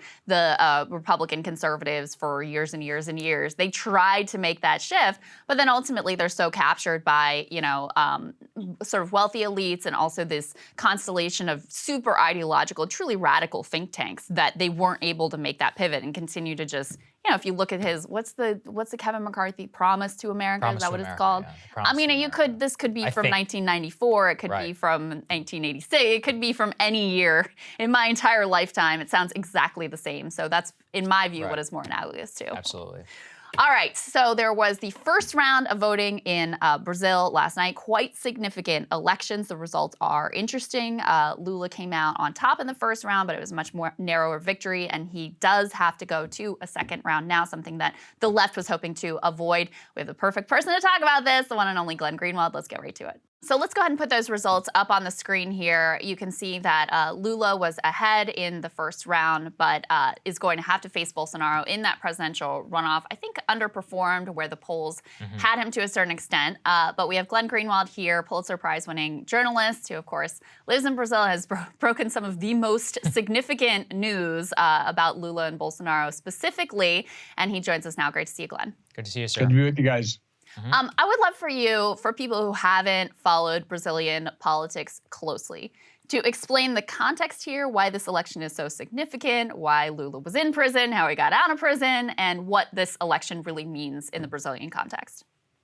Sure. So, I mean, just to begin with, Brazil is an inherently important country and always has been throughout the Cold War. It's the second largest country in the hemisphere. It's the largest and therefore most influential country in Latin America. It has incredibly important resources, including enormous amounts of oil reserves, as well as the Amazon, which has become the most important environmental resource. So Brazil, just in and of itself, is of great concern now politically to the world. And when you add on top of that the fact that we have now a very polarized political system where there are real differences between the party. We're not talking about, Mitt Romney versus Barack Obama. We're talking about two extremely different and radical ideologies that have now completely polarized, and the entire center has virtually disappeared. There's a lot at stake in terms of the outcome of not just the presidential election, but also the elections beneath that for the House, for the Senate. And there's a lot of interesting things that went on there that I think are really worth talking about too. Yeah, absolutely. So Glenn, what happened here in the election? I know that the polls had indicated that Lula might win enough to avoid even a runoff. It appears that he performed, I wouldn't say significantly below that, but below that to a certain degree. Does Brazil have the same polling problems that we do? What were the major issues at stake between the two major candidates?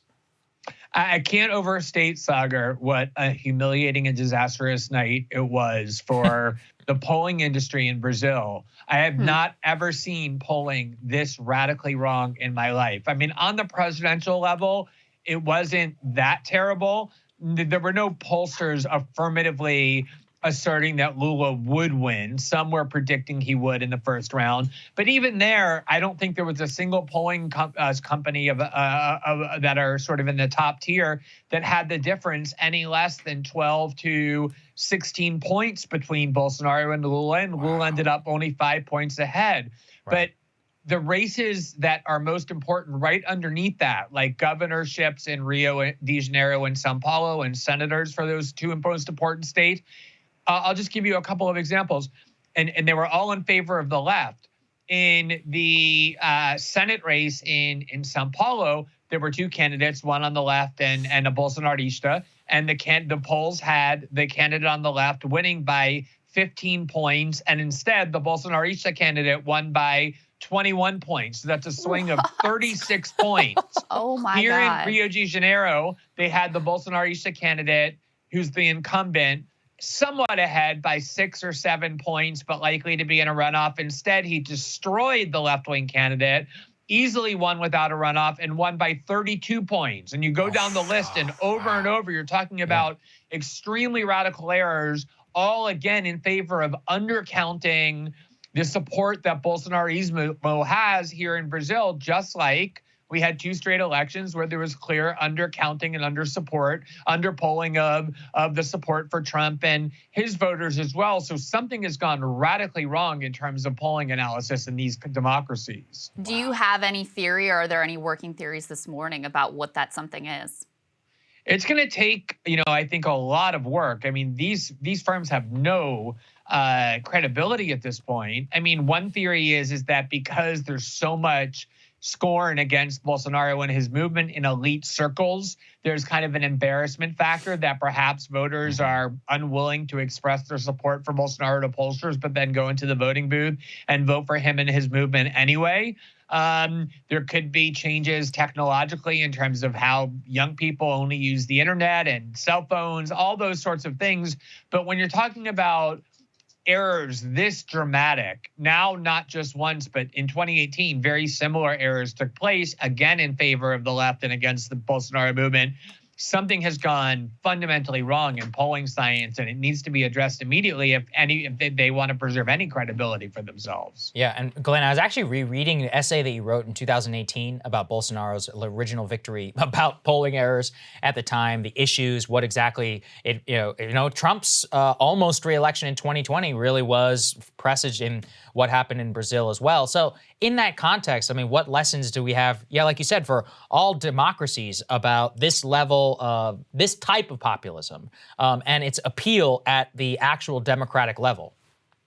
Yeah, I mean, first of all, one of the things that has happened in Brazil is something we've seen in many other countries, which is the disappearance of the center right.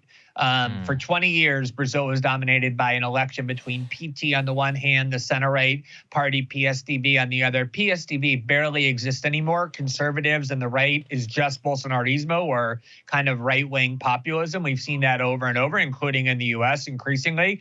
But I think the real lesson, Saagar, is that, everywhere we see neoliberalism thrive and then wreak havoc on countries, right-wing populism emerges. How many times have we seen that? That's obviously the lesson of the Trump victory in 2016. But even in Brazil, for all the talk about Lula and the Workers' Party being this left-wing party, whether it's because they're not really that or because the constraints of the Brazilian system don't let them be, it doesn't really matter. The way they governed was really more neoliberal than traditionally leftist, just like the Democratic Party in the U.S. And in that wreckage arises right-wing populism due to growing anger, hateful anger towards the neoliberal establishment.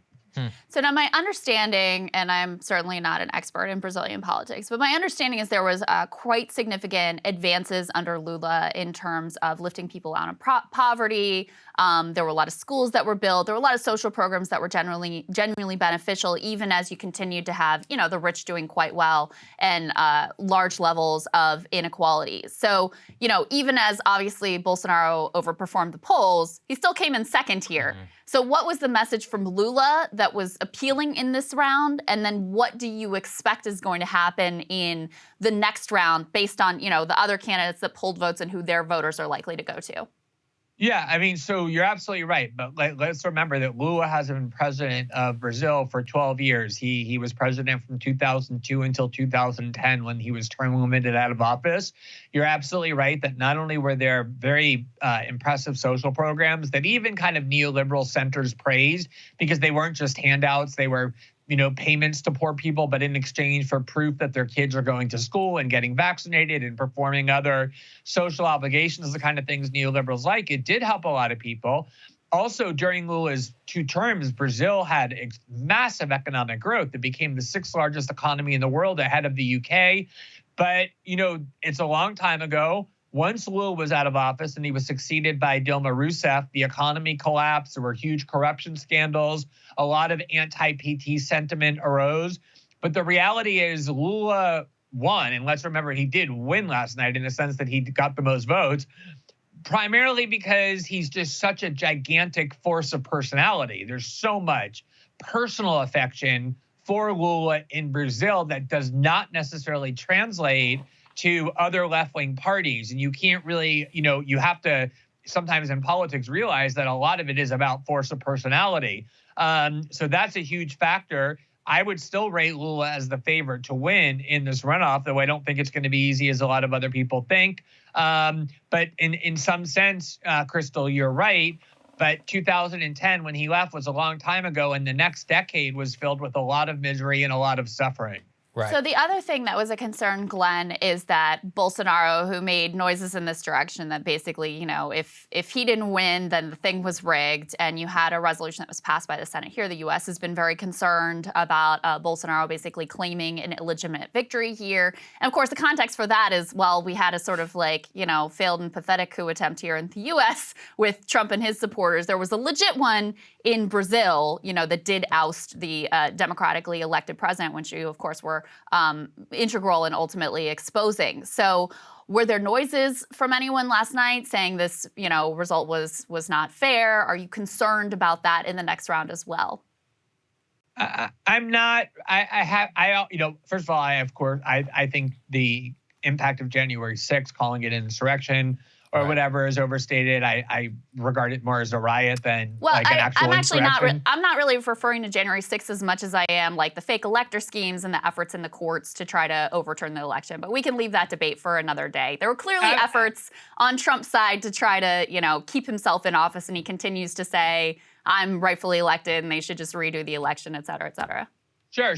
I was just trying to say that, I never saw the kind of post-election instability or violence in the U.S. as a major threat. And I don't really see it as a threat in Brazil. Mm-hmm. And to the extent that I did, because, just like with Trump, what I would describe Bolsonaro as being more than anything else during his first 4 years in office was a weak president. I think the world in which Bolsonaro gets everything that he wants is a very dark and alarming world. The reality is Brazilian institutions, and there was an article in the New York Times just a week ago that examined whether or not the Brazilian Supreme Court has become authoritarian in its efforts to kind of limit and stop the Bolsonaro movement. He's really been checked and limited in lots of ways. I don't think he'd have a lot of institutional support in the military, for example, for doing the sort of thing that would be necessary to threaten the election. But the real point, Krystal, is even though Bolsonaro came in second last night, the big winner of last night's election was Bolsonarismo. His party is now going to be the largest party in both the Senate and the House. Wow. His ally won the governorship of Rio de Janeiro and is now the favorite to win the governorship of São Paulo, the two largest and most important states in Brazil. So even if Lula ultimately wins in this runoff, Bolsonarismo in Brazil is not going anywhere. It remains very strong. And I think that has definitely lessened the likelihood that people are going to go out into the streets and create a lot of violence and instability in the event that Bolsonaro loses to Lula. Makes a lot of sense. Glenn, thank you so much for joining us and for breaking it down. It's just so helpful, and a lot of parallels that we can draw for our own country. So thanks very much. Appreciate it. Great to see you, Glenn. Yeah, Thank great you. to be with you guys. Glad you're covering this. Thanks. Absolutely. Thank you guys so much for watching. We really appreciate it. We've got the live show happening in Chicago. It's coming soon. It's going to be a lot of fun. We're planning some very special audience stuff, so you're going to want to be there in the audience. Tickets are down there in the description. We've got the live show or the Counterpoint discount going on right now, 10% off for our annual members to support our work. And you got a little taste of why exactly it's so important to be independent with the Counterpoints interview with Katie Halper. I don't want to lean too hard into that, but listen. That's what it's like when you work for somebody else. It's like, at the end of the day, the only people we work for are our audience, and we don't really care. It was actually very nice. Rogan and Dave Smith, shout out to Dave Smith as well. They both said something about us on their show, which was extremely kind. They're like, look, you may not agree, but they're not lying to you. And he's like, you can just tell, they're telling you what they really think. And I do want to emphasize, that is everything we say is straight from my mouth, your mouth. It's what we actually think. working it out in real time with everybody, and I think we're all learning together. So thank you all so much for just supporting that. I think it's very helpful to a lot of people. We put a lot of thought before we launched into how we could avoid both obviously the perils of like corporate media and like the corporate ad. That was a no-brainer, but also you see independent media can suffer sometimes from audience capture. 100%. And so we put a lot of thought into avoid any of those sort of influences that can really, drag you in one direction and lead you to, because I mean, I think some of these commentators, it's not even that they don't believe what they're saying, it's just that people, if you have an incentive to say a certain thing, it's very easy to like fool yourself and convince yourself that that's what you actually think. So in any case, I think that's exactly correct. We really are telling you what we think, even when we get it wrong. We try to acknowledge when we get it wrong and, try to create a buffer around us. And even just having the left-right perspective in one show creates somewhat of a check on either one of us, like getting out over our skis. So if I get something wrong, it's because I got it wrong.